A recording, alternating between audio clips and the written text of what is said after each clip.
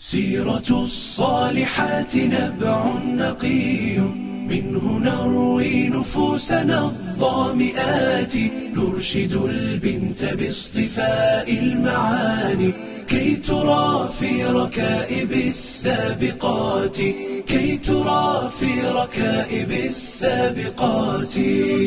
Halima Al-Sadiyah, the foster mother of the greatest prophet, peace be upon him. This sober, dignified woman is dear to every believer and their favorite. She fostered the happy boy from her Muhammad ibn Abdullah, peace be upon him.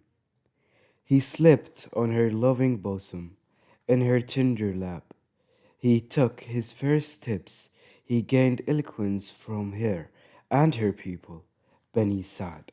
So he became the most eloquent speaker. She is Venerable Lady Halima As-Sadiyah, the foster mother of our Prophet Muhammad, peace be upon him. The story of fostering the blessed baby is a masterpiece. The boy who filled the world with mercy, righteousness, goodness, guidance, and virtues, brightly and elegantly, Halima recited it to us. Let's listen to it. Her story about the noble Prophet, peace be upon him, is one of the best stories.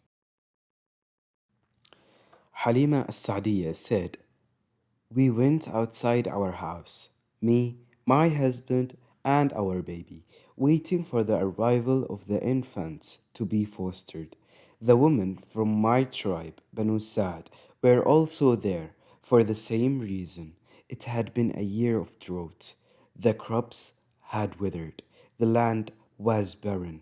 The udder had been destroyed, and there was nothing left for us. We had two thin old riding animals that didn't give a drop of milk. I rode one of them with my son, and my husband rode the other one. His she-camel was older and more emaciated. By God, we never sleep at night because of our son who cries of hunger. I did not have a drop of milk in my breasts to feed him, and there was nothing for him in our camel's udder. We kept the others waiting because of our weak donkey, and we made traveling hard for them. When we arrived at Mecca looking for infants, something unexpected happened. Every woman was offered to take the little boy, Muhammad ibn Abdullah, but we refused because he is an orphan. We thought that a mother without a father, what can she do for us? And what his grandfather can do? It took the other fosters 2 days only to find infants, every one of them, and I had no one. When we decided to leave, I said to my husband, I hate to go back with empty hands and face our people without an infant, while everyone have had one. By God, I will go and take that orphan. Her husband said, It's okay, take him, and may Allah makes therein much good. So I went to his mother and took him. By God, the only reason to take him was that I have no other choice. When I went back to my camel, I put him on my lap, and as soon as I gave him my breast, it filled with milk.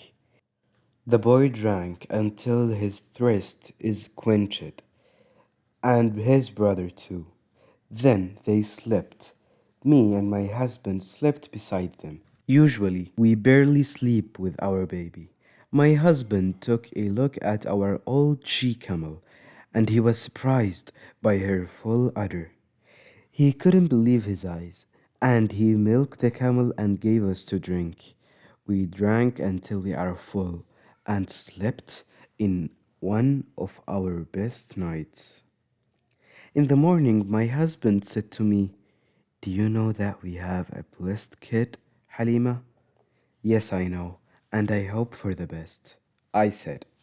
We went out of Mecca, and I took him with me on our old camel. She walked faster than other riding animals, and they couldn't catch her. Slow down. Isn't that your old camel that you came with? My companions asked me.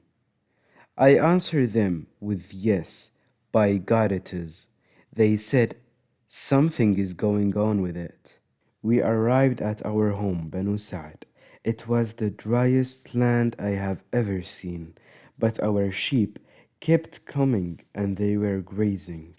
Then they go back at night. We took as much as we can from their milk to drink, while the other sheep didn't even had a drop of milk. My people kept saying to their shepherd, O to you, take your sheep where the shepherd of Bint, the daughter, Abu Thuwaib take hers. But they go and come back with nothing. We kept receiving blessings from Allah. Then the 2 years of breastfeeding ended, and the boy had been weaned. During his 2 years, he was growing in a way that does not resemble the growth of his peers. He is almost 2 years and he is a strong and full-fledged boy.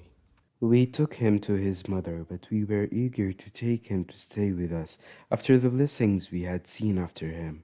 When I met his mother, I said, I wish you leave my son with me until he is strong enough. I fear for him the plague of Mecca.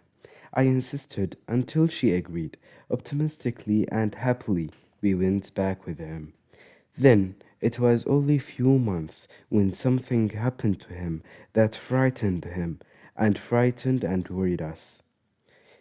He went out one morning with his brother to graze the sheep behind the houses.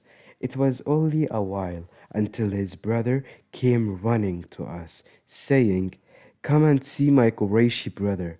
Two men with white clothes took him and put him down and cut his abdomen. So my husband and I went to the boy, and we found him pale and trembling. My husband held him, and I hugged him and said, What is wrong, son? He said, Two men came to me wearing white garments, and they put me down. They opened my abdomen, and they took something. I don't know what it is. Then they left me. We returned with the boy, troubled and feared. When we reached our tent, I turned to my husband, and his eyes were filled with tears. He said, I am afraid that something happened to blessed boy which we can't prevent. Take him back to his family. They know what to do. We took the boy to Mecca. When we arrived to his mother's house, she stared at her son's face and said, Why did you bring Muhammad, Halima? You insisted to take him. You wanted him to stay with you. He has grown up now and became stronger. I did my job, and I am scared what could happen, so I brought him to you. Be honest with me, Halima. You are not someone who would leave a boy for these reasons. She insisted and never let me go until I told her what happened. She calmed down and said, Are you scared from the devil, Halima? I said yes. By God, it's not the devil. There is something I need to tell you. Do you want me to? Yes, I said. When I was pregnant with him, I had a vision that a light has came out of me that illuminated the places of Busra from the land of Sham. Then, when I gave birth to him, he came down with his hands on the ground and raising his head to the sky. Then she said, Leave him. You can go and may God reward you well. My husband and I walked away grieving over him. Our son wasn't less sad than us. After that, Halima Al-Sadiyah lived until she reached extreme old age. Then she saw the orphan child whom she nursed, who had become the master of the Arabs, the guide for the humanity, and the prophet for the mankind. She came to him after believing in him and in the book that was sent to him. As soon as he saw her, he was delighted and said, "My mother, my mother!" Then he took off his robe and put it under her. He was so generous and honored her. The eyes of the companions looked at them with glee and reverence. Peace and blessings of Allah be upon Muhammad, the righteous and the faithful, the owner of the noble manners. And may Allah be pleased with Sayyida Halima Al-Sadiyah, the foster mother of the Prophet, peace be upon him. سيرة الصالحات نبع نقي منه نروي نفوسنا الظامئات نرشد البنت باصطفاء المعاني كي ترى في ركائب السابقات كي ترى في ركائب السابقات سيرة الصالحات نبع نقي منه نروي نفوسنا